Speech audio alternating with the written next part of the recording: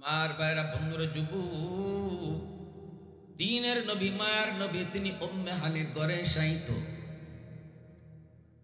বাইতুল্লাহ, আল্লাহর ঘর, খানা কাবা, এর পাশেই উম্মে হানির ঘর। যেই জায়গাটার ভিতরে উম্মে হানির ঘর ছিল, এই জায়গাটা এখনো সৌদি আরবের সরকার হেরাম শরীফের এরিয়ার ভিতরে। আপনারা যারা গেছেন জানি না, হজে গেছেন না এখানে অনেকে। উম্মে হানির ঘর, যে জায়গা থেকে আল্লাহ রসুলকে মেরাজ করানো হয়েছে, এই জায়গাটা হেরেমের ভিতরে ঢুকাইছে। কিন্তু ওই জায়গাটার চিহ্ন হিসাবে খাম্বা যে আছে, খাম্বার প্লাস্টার করছে না। সব খাম্বাতে আপনি দেখবেন প্লাস্টার করা, টাইস টাইস করা, কিন্তু এই খাম্বাটারে স্বাভাবিক রাখছে, কোনো কিছু লেখা নাই।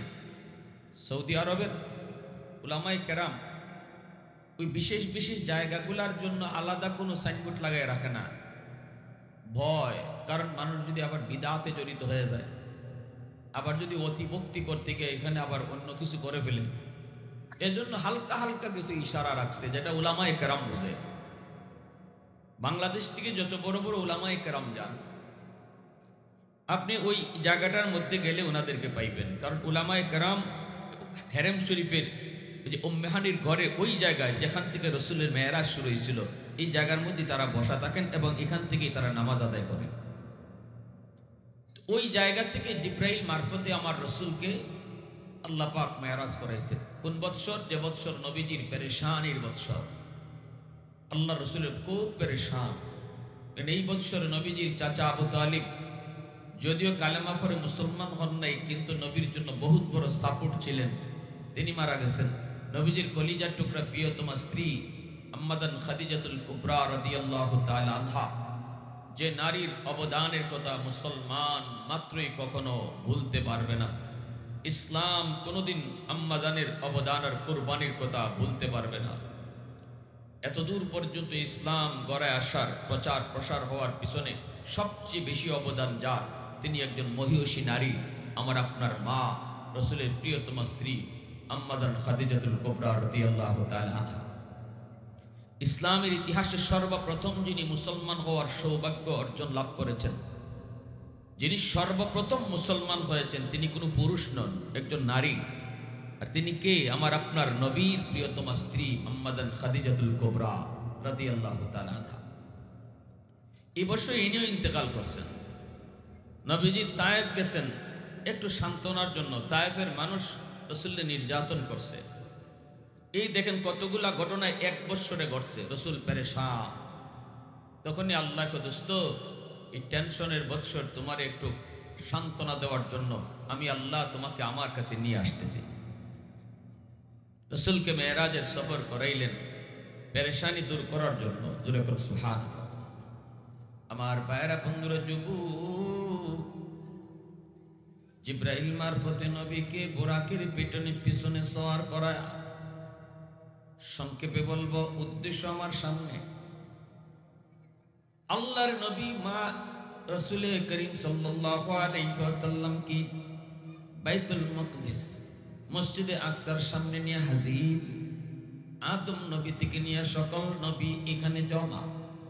নবীজির সাথে পরিচয় পর্ব শেষ হলো। আল্লাহর নবীর সাথে পরিচয় পর্ব শেষ হলো।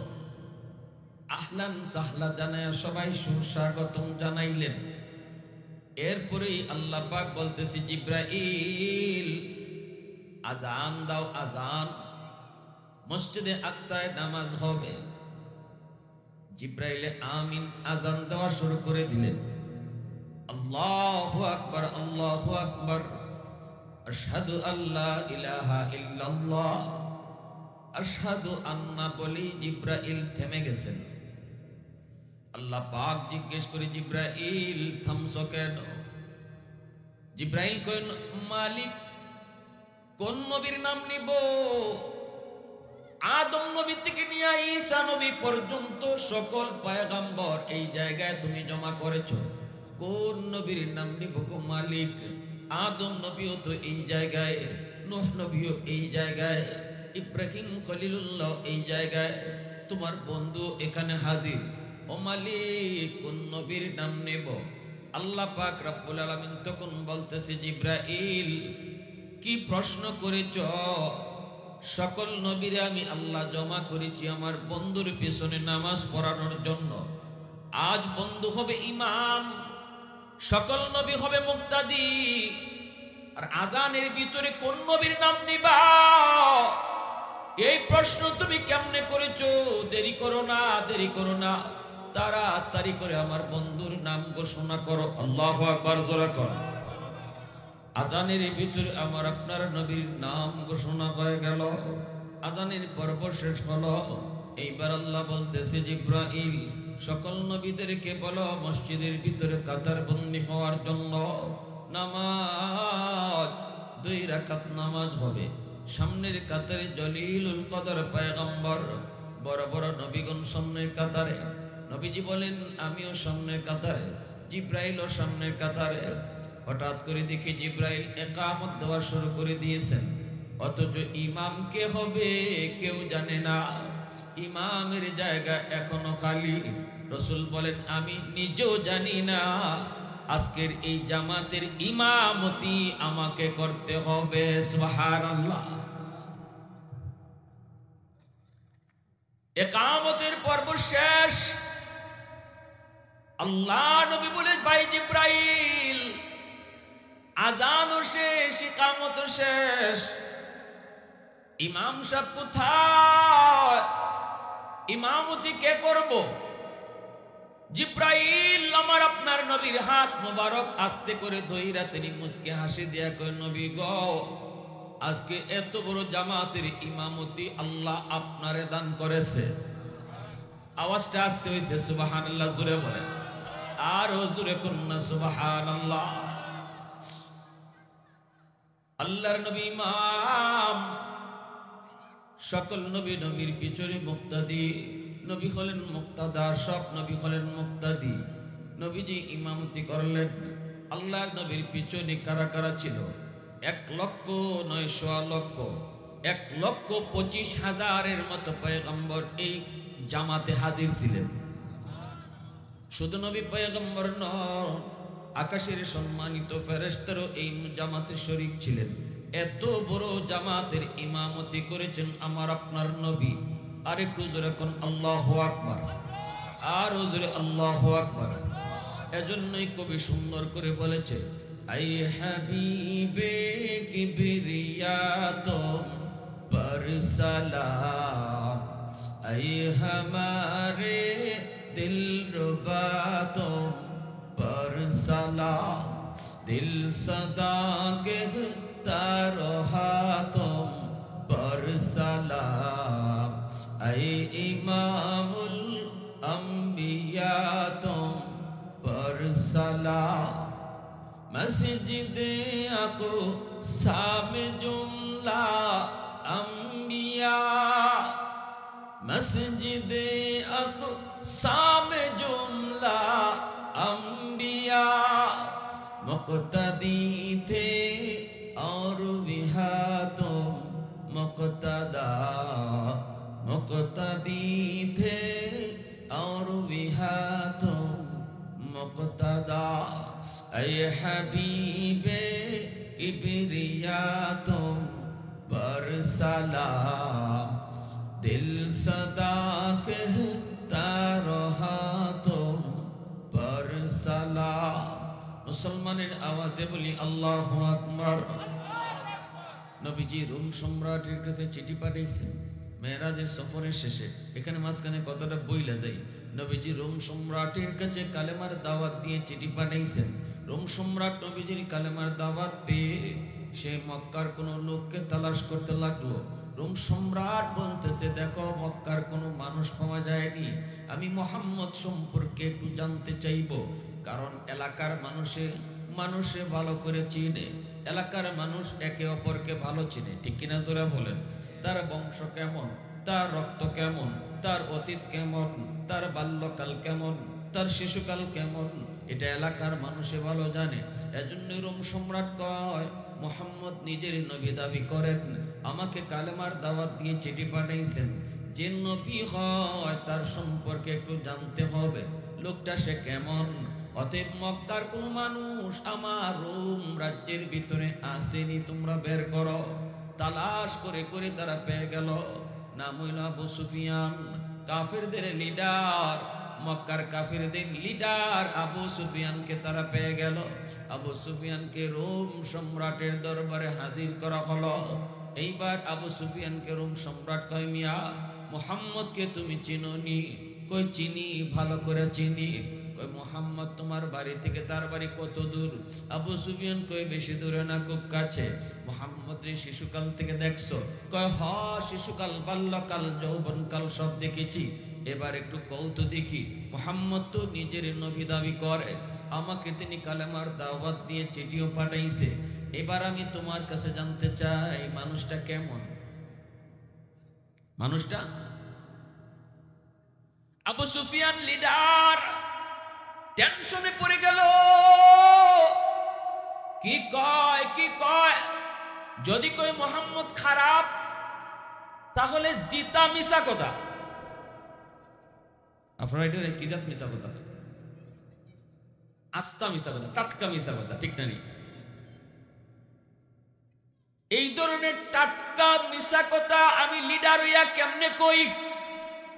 ঠিক না? আমারও বিবেকে বাদে, অথবা আমার পরে যদি আর একজন দুইজন মক্কার কোন মানুষকে পায়, তারা তো কইব মুহাম্মদ বালা। কারণ মুহাম্মদ যে বালা, মুহাম্মদ যে ভালো মানুষ, এটা তো আমরাই সার্টিফিকেট দিয়েছি, ঠিক কিনা জোরা কও? আমরাই তো বলেছি মুহাম্মদ আল আমিন, আমরাই তো বলেছি মুহাম্মদ আল আমিন বিশ্বস্ত, আমানতদার। অতএব মুহাম্মদ খারাপ এটা কেমনে কই? যেই মুখে বালা কইছি এই মুখে খারাপ কেমনে কই? ঠিক না? নি ওই জমানার কাফের কুফাররাও টাটকা মিশা কথা কইতে ভয় পাইতো। আর আমাদের জমানায় টাটকা মিশা কথা না কইলে পেটের ভাতও জমায় না, ঠিক না? খারার উপরে এক জায়গা খারাইয়া 10টা মিশা কথা কইতাম পারি আমরা এই ব্যাপারে চ্যাম্পিয়ন। অথচ মুসলমান, আল্লাহ রসুল কইছেন মুসলমান যত গুনাই করতে পারে। সাহাবী একবার জিজ্ঞাসেন, ইয়া রাসূলুল্লাহ, মুসলমানে জিনা করতে পারেনি? আল্লাহ রসুল কোন ওই যেতে পারে শয়তানের দুকায়। আরেকবার বলি, ইয়া রাসূলুল্লাহ, মুসলমান চুরি করতে পারেনি? রসুল কয় এটাও হইতে পারে।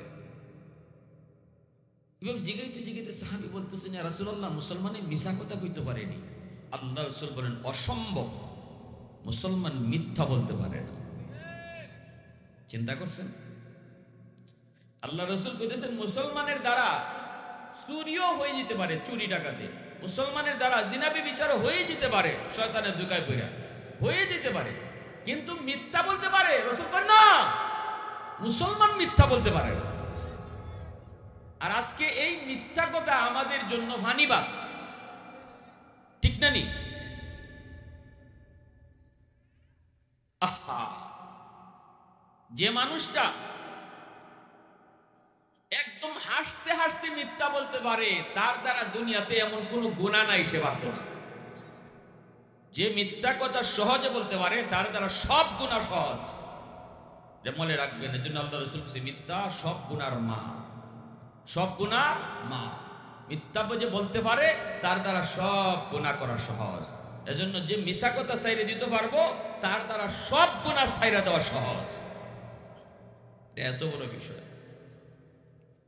আবু সুফিয়ান এত বড় লিডার। আবু সুফিয়ান মনে মনে কয়, আমি কেমনে কই মুহাম্মদ খারাপ?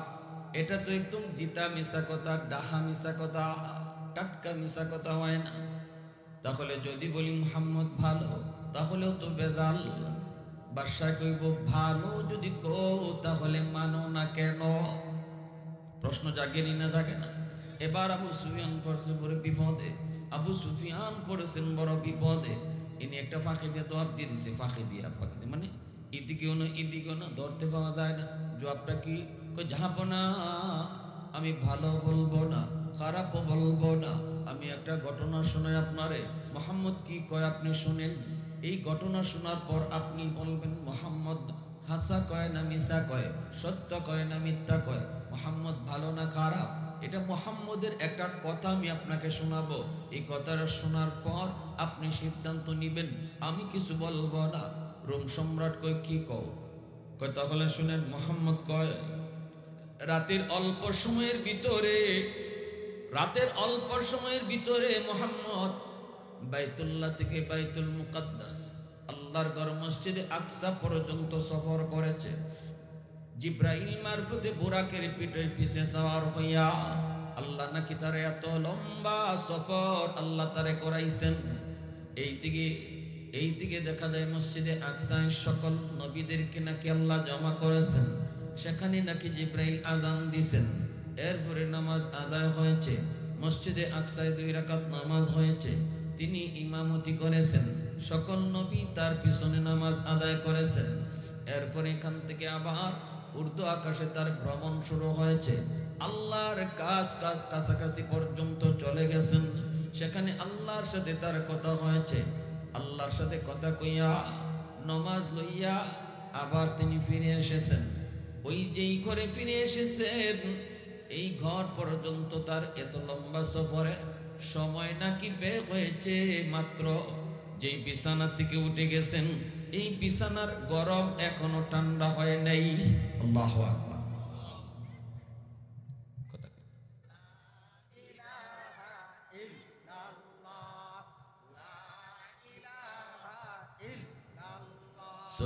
সুবহানাল্লাহ ওয়ালহামদুলিল্লাহ লা ইলাহা ইল্লাল্লাহ সুবহানাল্লাহ ওয়ালহামদুলিল্লাহ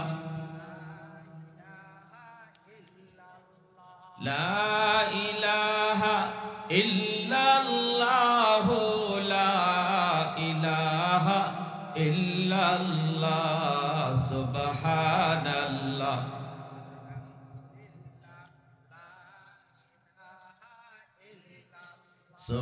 সুবহানাল্লাহ ওয়ালহামদুলিল্লাহ। ये जिक्र खुदा दिल में सदा रहने दिया कर, और नक्श खुदा दिल में जमा रहने दिया कर। क्या जाने हक इस्लाम है कोई फضل इलाही, हर वक्त दरी कल्ब खला रहने दिया कर। मुर्शिद की नजर गज़ बसर से न होती है, क्या खुश नजरी खुश नजरी खुश नजरी है, क्या खुश नजरी खुश नजरी खुश नजरी है। दिल तूर के दिल जोर दिया सबका खुदा से, क्या दिल शिकानी दिल शिकानी दिल शिकानी है, क्या दिल शिकानी दिल शिकानी दिल शिकानी है। सुबहानल्लाह वल्हम्दुलिल्लाह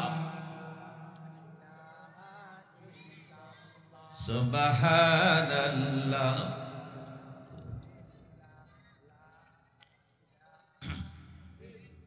ला इलाहा इल्लल्लाह ला इलाहा इल्लल्लाह सुबहानल्लाह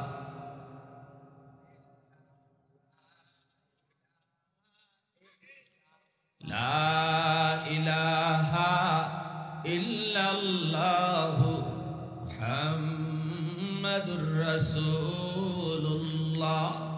জোরে সুরে বলি সাল্লাল্লাহু আলাইহি ওয়াসাল্লাম।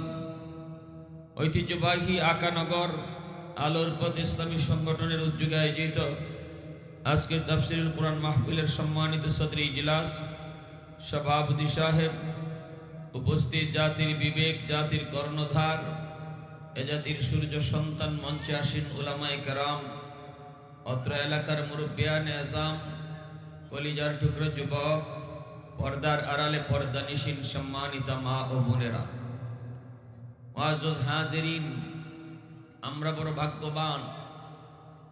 ভাগ্যবান। নবী পাইলাম শ্রেষ্ঠ, উম্মত হইলাম শ্রেষ্ঠ। আমার আপনার নবী সকল নবীদের মাঝে শ্রেষ্ঠ নবী, আর আমরা সকল উম্মতের মাঝে শ্রেষ্ঠ উম্মত। নবীজি বলেন, আনা আফজালুল আম্বিয়া ওয়া উম্মতি আফজালুল উমাম। আমি নবী সকল নবীদের মাঝে শ্রেষ্ঠ, আর আমার উম্মত সকল উম্মতের মাঝে শ্রেষ্ঠ। সুবহানাল্লাহ। মুআজ্জাজ হাজিরিন, আমার আপনার নবী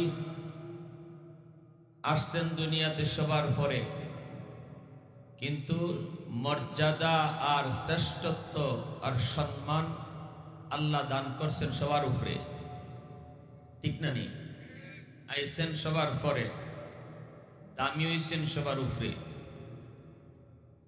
এটাই বাস্তব, এটাই বাস্তব। সব শেষে যে ডাক্তার দেখানি হয়, এই ডাক্তার শ্রেষ্ঠ ডাক্তার হয়। ডাক্তার এদিক সেদিক ডানে বামে দেখাইতে দেখাইতে কোনোভাবে রূপ ভালো হয় না, শেষ পর্যন্ত কি কয়, যারা মাদ্রাজ যাও, মাদ্রাজ অমুক ডাক্তারে দেখো, শেষমেশ বড় ডাক্তারের কাছেই মানুষ যায়, ঠিক না? নি সকল উম্মতের জন্য নবীগণ রুহানি ডাক্তার, নবীগণ হলেন রুহানি ডাক্তার। উম্মতরা নবীদের কাছ থেকে রুহানি চিকিৎসা নেয়, আর সকল রুহানি ডাক্তারদের মধ্যে সর্বশেষ যে ডাক্তার, তিনি হলেন শ্রেষ্ঠ ডাক্তার, তিনি হলেন শ্রেষ্ঠ রুহানি ডাক্তার, আমার আপনার নবী, নবী মুহাম্মদ রাসূলুল্লাহ সাল্লাল্লাহু আলাইহি ওয়াসাল্লাম। প্যারে হাজিরিন, নবীজির শ্রেষ্ঠত্ব কতভাবে, যে দিকগুলা দিয়ে আমার আপনার নবী শ্রেষ্ঠ নবী, এর ভিতরে উল্লেখযোগ্য একটা দিক হলো আমার আপনার নবী শেষ নবী, নবীর পরে আর কোন নবী নাই। নবীজি খাতামুন নবিয়্যিন লা নবিয়্য বাদি, রাসূল বলেছেন আমি শেষ নবী, আমার পরে নবী নেই। এটা আমার আপনার নবীর মর্যাদার একটা বিশেষ জায়গা। আমার নবীর শান মান, নবীজির মর্যাদার একটা উল্লেখযোগ্য জায়গা হলো রাসূল শেষ নবী, এরপরে কোনো নবী নেই। যদি কেউ নবীরে শেষ নবী না মানে, তাইলে তারে মুসলমান বলা যাবে? জোরে বলেন, যাবে না। এজন্য কাদিয়ানীদেরকে আমরা মুসলমান বলি না।